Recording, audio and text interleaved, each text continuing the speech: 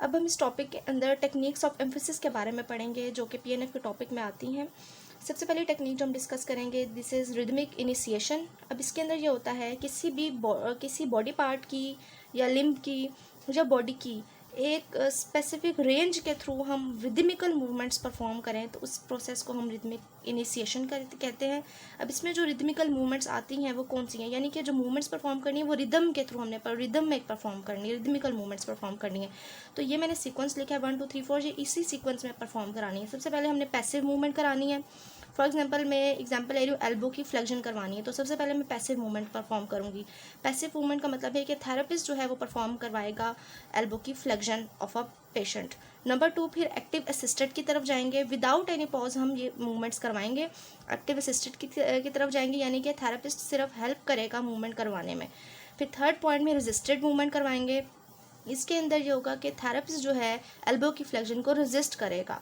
और फोर्थ पे हम फिर एक्टिव फ्री मूवमेंट की तरफ जाएंगे, यानी कि अब जो पेशेंट है वो खुद मूवमेंट परफॉर्म करेगा, this is a free movement. तो इस होल प्रोसीजर को हम रिदमिक इनिशिएशन कहते हैं।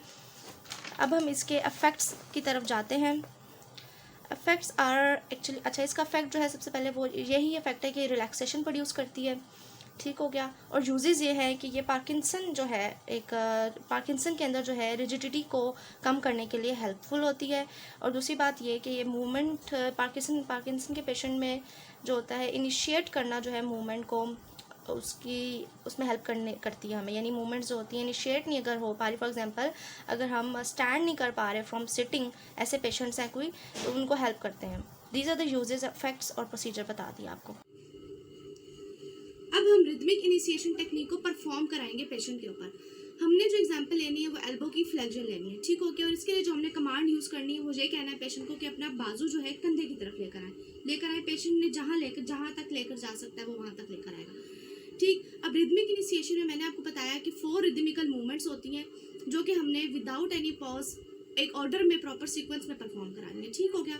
तो मैं आपको परफॉर्म करके बताती हूँ सबसे पहले, और मैं साथ साथ कमांड भी बताऊंगी कि क्या देनी है, ठीक। सबसे पहले मैं नंबर 1 पैसिव मूवमेंट की तरफ जाऊंगी। मैं पेशेंट को बोलूंगी कि मैं आपका हाथ जो है या मैं आपका बाजू जो है कंधे की तरफ लेके जाऊंगी, आपने नहीं लेके जाना, मैं लेके जाऊंगी, ठीक है। ये पैसिव मूवमेंट है, दिस इज।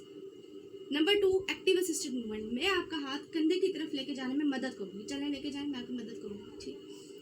एक्टिव असिस्टेड होगी। उसके बाद तीसरी आ जाती है रेजिस्टेड। उसके लिए मैं कमांड दूंगी पेशेंट को कि मैं आपका हाथ कंधे की तरफ लेके जाने में आपको रोकूंगी, ठीक हो गया। मैं आपका हाथ कंधे की तरफ नहीं जाने दूंगी, आप भी अपना हाथ कंधे की तरफ लेके जाना और मैं रोकूंगी, चले लेके चले।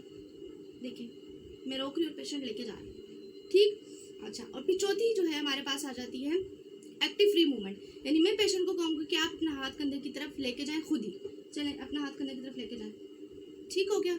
अगेन मैं परफॉर्म करके बता देती हूँ आपको। नंबर 1 इज पैसिव मूवमेंट, मैं आपका हाथ कंधे की तरफ लेकर जाऊंगी, ठीक। Number 2 is active assisted movement, मैं आपका हाथ कंधे की तरफ लेके जाने में मदद करूंगी, चलें लेके जाएं आप।